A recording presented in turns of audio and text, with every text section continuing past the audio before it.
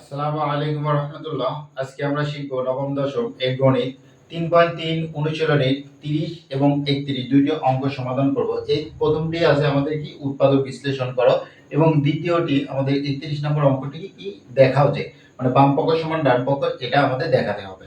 চলুন আমরা 30 নম্বর শুরু করি। 30 নম্বর অঙ্কটি প্রথমে আমরা উঠিয়ে নিই। কত আছে? 14x plus z whole square minus 29x plus z into x plus 1 minus 15x plus 1 whole square. দেখুন এখানে x plus z এবং x plus 1 দুইবার আছে ব্র্যাকেট। দেখুন x plus z x plus z x plus 1 x plus 1 যদি এমন থাকে তাহলে আমরা জানি কি ধরে নিই। তো চলুন এই অঙ্কটি আগে ধরে নিই। ধরি প্রথমে আমরা ধরব কি x plus z। x plus z সমান আমরা কত ধরব? a ধরব। b c p q এবং m n আপনারা ধরতে পারেন, কোনো সমস্যা নেই। এরপর আমরা কত ধরব? x plus 1 সমান আমরা b ধরলাম। যদি তাই ধরি, এবার আমাদের প্রদত্ত রাশি কত হবে? প্রদত্ত রাশি দেখুন আমাদের এখানে কত ছিল? 14 ছিল, আমি লিখলাম।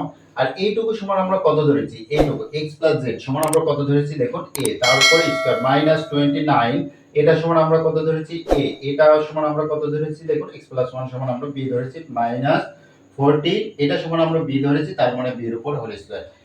এবার আমরা দেখব যে উৎপাদক বিশ্লেষণ করতে হলে আমরা কি কি করে থাকি। আমরা করে থাকি যে প্রথম সংখ্যা এবং শেষ সংখ্যা আমরা গুণ করে লসাগু করার পরে যোগ বিয়োগ করে আমরা কত মিলে? মাঝেরটা মিলাই।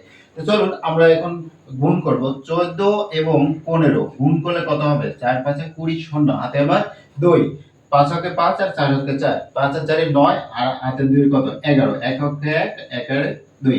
এই 210 কে যদি আমরা 2 দ্বারা ভাগ করি, এবার আমরা লসাগু তৈরি করব। 2 দ্বারা ভাগ করলে 10 দুগুণ 20 আর হলো 5 দুগুণ 10, আমাদের 105 হলো। 105 কে আমরা দেখতে পাচ্ছি 1 2 3 4 দ্বারা ভাগ করতে পারবো না, 5 দ্বারা ভাগ করব। 5 দ্বারা ভাগ করলে কত হবে? দেখুন 21 হবে। 21 কে আমরা অবশ্যই 3 দ্বারা ভাগ করতে পারবো। 3 দ্বারা ভাগ করলে কত হচ্ছে? 7 হলো। এবার 5 আর 7 গুণ করলে কত হবে? দেখুন 35 হলো। আর 2 আর 3 গুণ করলে কত হবে? দেখুন 6। দেখুন 35 থেকে 6 বাদ দিলে আমাদের কত হবে? 29 আছে। 29 ab, তাহলে আমরা অবশ্যই 35 থেকে 5 বাদ দিব। 5 বাদ দিলে আমাদের কত হবে? 29 হবে। আমরা এই 29 পাবো। তাহলে 14 square minus 35 ab plus 6 ab minus 14 b square. এবার দেখুন এইখান থেকে আমাদের সংখ্যা কত কমন যাবে? সংখ্যা অবশ্যই 7 কমন যাবে। আর এখানে স্কয়ার আছে, এখানে a আছে, তার মানে আমাদের কি কমন যাবে? a কমন যাবে। আমরা নিলাম 7 দ্বারা 14 কে ভাগ করলে কত হবে? 2। আর এখানে ছিল আমাদের দুইটাই, একটাই কমন নিয়েছে আর একটা a আছে। আমরা জানি যে কমন নেওয়া মানেই হলো ভাগ করা। কমন নেওয়া মানে ভাগ করা। এবার 7 দ্বারা 35 কে ভাগ করলে কত হবে? 5 হবে। আমাদের একটাই কমন নিয়েছি, আর কি আছে? দেখুন b আছে, আমরা লিখলাম। প্লাস এইখান থেকে আমাদের কি কমন যায়? এখান থেকে আমাদের 3 কমন যায়। 3 কমন গেলে আর কি কমন যায়? দেখুন শুধু কি 3 কমন যায়? আরেক আমাদের কমন যায় কি? b কমন যায়। এখানে ছিল b, এখানে ছিল b স্কয়ার, তার মানে আমাদের b কমন যায়। এই 3 দ্বারা 6 কে ভাগ করলে উত্তর হবে 2। আর এইখান থেকে b কমন নিয়েছে, আমাদের আছে কত? a। মাইনাস 3 দ্বারা 15 কে ভাগ করলে উত্তর হবে 5। b দুইটা, এখানে একটা b কমন নিয়েছে, আর কয়টা b আছে? একটা b আছে। এটা আমাদের উৎপাদক বিশ্লেষণ করার জন্য আমরা লসাগু করেছি, এই পাশে আমরা রেখে দিলাম। এবার দেখুন এখানে 2a 5b আর কি আছে? 7a 30b। এখন আমরা কি করব?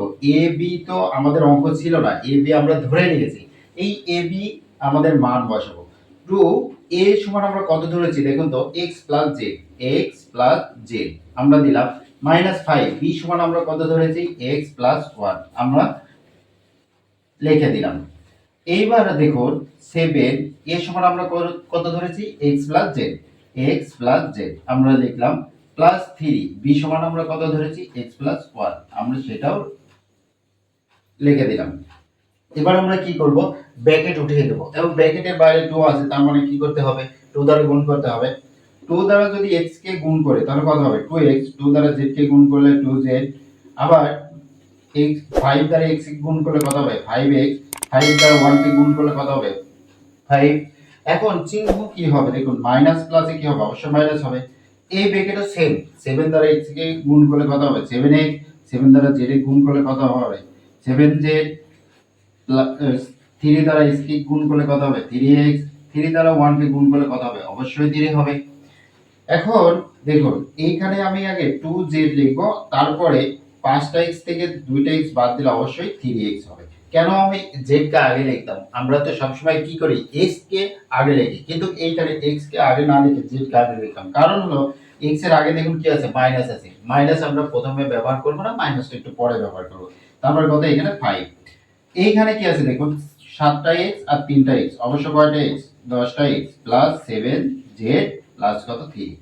এটাই আমাদের উত্তর। আশা করছি বুঝতে পেরেছেন। এবার আমরা কত নম্বর অঙ্কটি সমাধান করব? এবার আমরা 31 নম্বর অঙ্কটি সমাধান করব। এই 31 নম্বর অঙ্কটি আমাদের কি দেওয়া আছে দেখুন, দেওয়া আছে দেখাও যে, প্রশ্ন বলে দিয়েছে আমাদের যে দেখাও যে, দেখাও যে থাকলে আমরা কি করি বাম পক্ষ সমান ডান পক্ষ দেখাই, অথবা প্রমাণ করতে থাকলেও বাম পক্ষ সমান ডান পক্ষ আমরা কি করি প্রমাণ করে থাকি। তো চলুন আমাদের 31 নম্বরের বাম পক্ষ কি আছে। বাম পক্ষ আছে x plus 1, x plus 2, 3x plus 3x minus 1, 3x minus 4। এখন আমি x plus 1 এর পাশে আমরা 3x minus 1 লিখব। কেন লিখব বলছি চলুন। x plus 1 কে লিখলাম, 3x minus 1 কে লিখলাম, তারপরে কত লিখব x plus 2 আর 3x minus 4 এটা লিখলাম। কেন লিখলাম দেখুন, যে আমরা যে এখানে প্রমাণ করব সেখানে কি আছে, মানে দেখাও যে তার ডান পক্ষে কি আছে। দেখুন এখানে আছে 1 আর এখানে আছে 8, এই দুইটা যদি আমরা গুণ করি 1 এর সাথে 1 গুণ করলে কত হবে 1 হবে, আবার 2 এর সাথে 4 গুণ করলে কত হবে অবশ্যই 8 হবে, 4 দুগুণ 8। এই কারণেই আমরা এই দুই ব্র্যাকেট একসাথে করেছি এবং পরের দুই ব্র্যাকেট আমরা কি করেছি একসাথে করেছি। এবার দেখুন x আর x কে গুণ করলে কত হবে 3x², x এর সাথে 1 গুণ করলে কত হবে -x প্লাস 3x এর সাথে 1 গুণ করলে অবশ্যই 3x হবে, মাইনাস প্লাস আর মাইনাস কি হবে মাইনাস, 1 এর সাথে 1 গুণ করলে 1ই হবে, আমরা ব্র্যাকেট দিলাম। এবার দেখুন x এর সাথে 3x গুণ করলে কি হবে 3x², আবার x এর সাথে 4 গুণ করলে কত হবে 4x। কেন মাইনাস হবে, এই x এর সামনে কিছু নেই, তার মানে কি প্লাস চিহ্ন আছে, প্লাস আর মাইনাস কি হবে মাইনাস।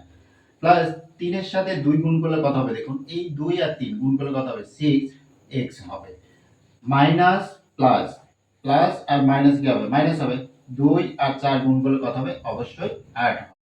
এবার দেখুন এখানে আমাদের 3x এ থাকলো প্লাস 2x হবে। কেন, 3টা x থেকে একটা x বাদ দিলে কয়টা x হবে 2টা x হবে, -1।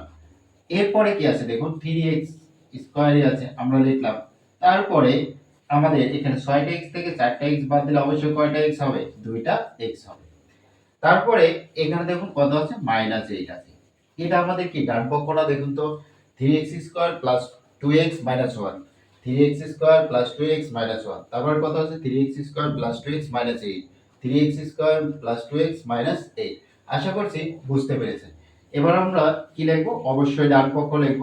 এখানে যারা ভিডিওটি বুঝতে পেরেছেন তারা কমেন্ট করবেন, এবং যারা বুঝতে পারেননি তারা অবশ্যই কমেন্ট করে জানাবেন।